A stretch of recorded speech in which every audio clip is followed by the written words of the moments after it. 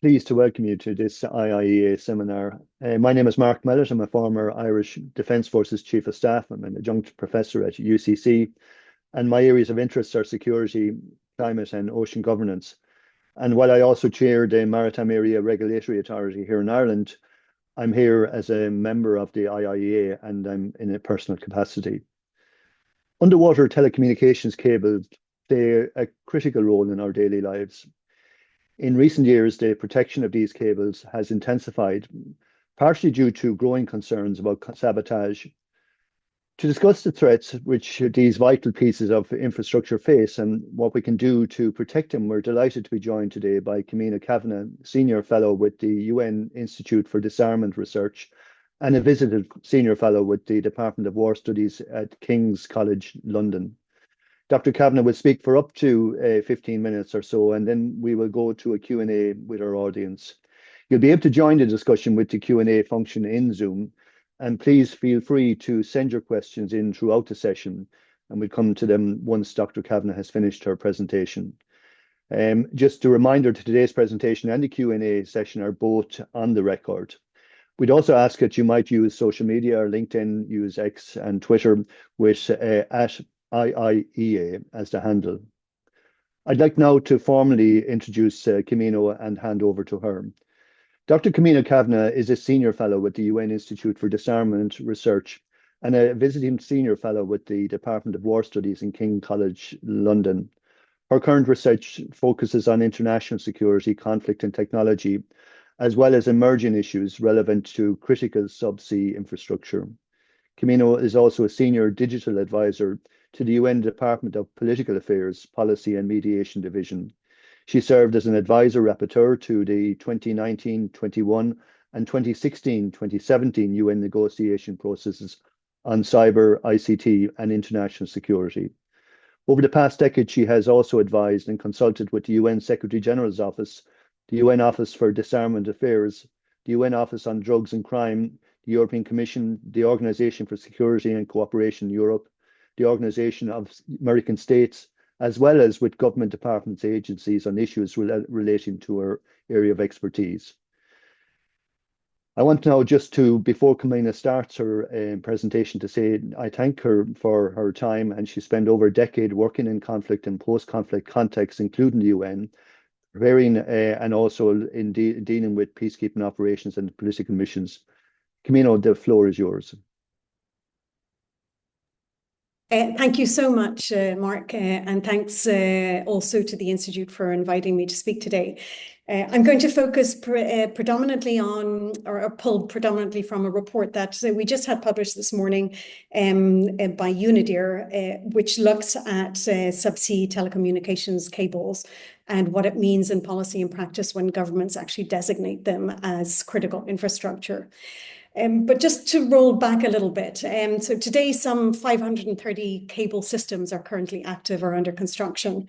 Subsea fiber optic cables are now the backbone of our communications infrastructure. More than 95% of global internet voice and data traffic passes through the vast submerged network. So literally all of our private business, government and military communications depend on it, as do global financial transactions, all the way down to humanitarian assistance. The strategic value of the infrastructure continues to grow in tandem with our digital dependence and our high quality, low latency connectivity needs, which I think many people also often question the value of satellites. They're of significant value, but there's still no match in terms of latency and so forth. But despite all of the positive opportunities that subsea cable systems carry for our connectivity, as Mark had mentioned, the past decade or so has seen growing concern on the part of countries across the globe regarding their security and resilience. And this can be for very, very different reasons. Most cable faults are caused by commercial activity, such as fishing, anchoring, and dredging, or by natural phenomena, such as underwater earthquakes or landslides. I think Colin McCann's new book called Twist is a great ventures greatly into these issues. But there has been an uptick in activity involving states, most of it very difficult to actually ascertain or to confirm and attribute. But these potential issues pose risks to subsea cable systems, and this is particularly acute in certain maritime regions such as the North Atlantic, the North Sea, the Baltic, the South China Sea and the Red Sea. Evidently, these concerns vary significantly across countries, regions and sub-regions, but grosso modo, governments are concerned about an ever more complex digital ecosystem, protecting cables from state-backed espionage, surveillance activity at sea and on land, protecting cables from cable sabotage or other types of grey zone activity, the scope and scale of maritime surveillance needs. They're also concerned about IP theft, economic espionage, targeting critical technologies and related R&D, especially in the areas of photonics, semiconductors, robotics, and AI, all of which are fundamental to the cable systems, but also their protection and repair. States are also concerned about broader supply chain security and potential access to industry data or access to different parts of the supply chain. And they're concerned about access to data on cable faults and disruptions and a range of other issues. Evidently, as I mentioned, these concerns differ depending on where a government is or where a country is globally.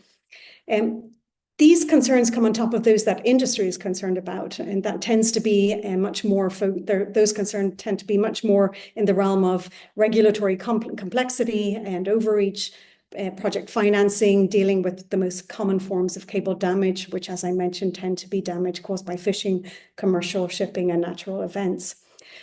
But based on the research that I've been doing for UNIDIR, along with two colleagues, Jonas Franken and Wenting Hay, on subsea cables as critical infrastructure, it's clear that a growing number of countries now qualify or designate subsea cable systems or parts of them as critical, if not strategic infrastructure, the security and resilience of which is vital to economic and societal well-being, as well as national security and much else. So we looked at what this translates into in practice, considering government efforts to strengthen resilience and security of the systems from the perspective of how they contribute to the system's absorptive, restorative, and adaptive capacities. So basically the capacities a system requires to anticipate, resist, absorb, respond to, and recover from negative impacts, carry out its original functions, and adapt in response to lessons learned from incidents or changing circumstances. So while the systems are generally designed and deployed by industry with these capacities in mind, in our report, we argue that effective government action on security and resilience can also contribute to strengthening these resilience capacities. And what we found that under consideration of criticality, several states are doing a range of things. For example, many are beginning to update, streamline, or regulate or realign their regulatory frameworks, attempting to ensure greater coordination also with other policy and regulatory areas.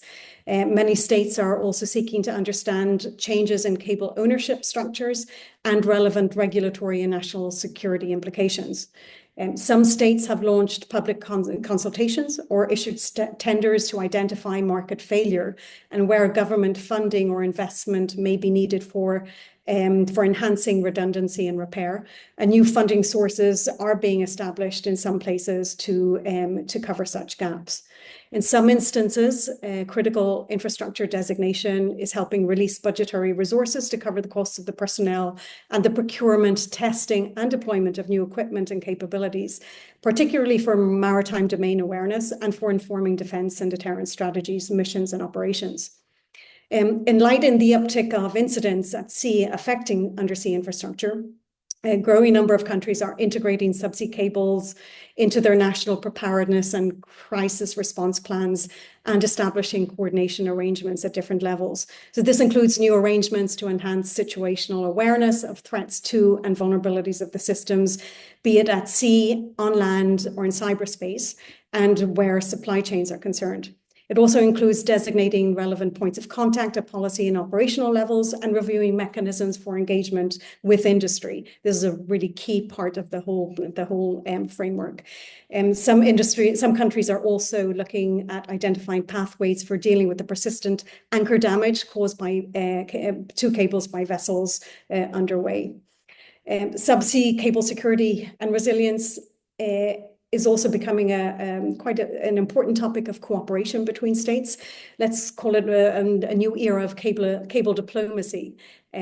Beyond diplomatic action triggered by some of the recent cable damage incidents and the attribution statements referenced, there are increasing exchanges within across regions on national policy, regulation, the international law applicable to subsea cable issues, national preparedness and crisis response. Again, engagement with industry actors has been key to such exchanges and remains key to such exchanges. I think bringing it back to Europe, many of these actions are being motivated by newer updated instruments such as the NIS2 directive, the Critical Entities Resilience Directive, the updated Maritime Security Strategy, and more recently, the EU recommendation on secure and resilient submarine cable infrastructures, and the even more recent action plan on cable security. Many countries in the European context are also motivated by new critical undersea infrastructure related security arrangements that have been stood up over the past couple of years under the auspices of NATO and the Joint Expeditionary Force. And just as many within Europe and globally are being motivated by the New York Statement on subsea cable security and resilience that was tabled at the UN General Assembly in October last year, and also by a new arrangement that has been established jointly by the International Telecommunications Union and the International Cable Protection Committee, very much focused on cable resilience also. So needless to say, these and other efforts vary significantly across states in terms of implementation and maturity. And I think the practical differences that occur as a result of a critical infrastructure designation varies very much from country to country. There's often limited conceptual clarity around subsea cable security and resilience, driven in part by how the topic is considered by different communities. For some, it's a telecommunications issue. For others, it's an economic security issue or a trade and competition one. Some view it as a maritime security problem, yet for others, it's a seabed warfare one. But in reality, I think there's no doubt that it's a whole of government question requiring whole of government response and coordination and very, very tight coordination and engagement with the private sector. Other challenges involve questions related to skills, capabilities, and resources. There's risk of government regulatory underreach or overreach. Also a risk, we've seen this, of government overreaction or underreaction in the event of cable-related incidents, which can lead to misunderstandings and miscalculations. And here I think it's useful to highlight, Mark, the discrepancy between the effects of recent cable damage incidents, let's say telecommunications cable incidents, on actual service delivery, which has been minimal, and the actual governmental response, which, due to the strategic locations of where they have occurred, has meant a higher categorization of the incidents with the response involving significant capabilities. At the same time, this helps send a strong signal about the infrastructure and its criticality, and has triggered a greater focus on deterrence, both by denial and by punishment, especially vis-a-vis certain actors. I think these different issues and challenges provide significant opportunities for cooperation between states. And you could almost say that we're at a point regarding subsea cables where we were with cyber security related issues over 15 years ago, when we started talking about the governance elements, about norms, confidence building measures, the international law applicable to state behavior with regard to cyberspace, and the different track 1.5 and track 2 dialogues that many of us have been involved in. But I'll stop there and maybe we can have a conversation. I don't want to go on too long, Mark.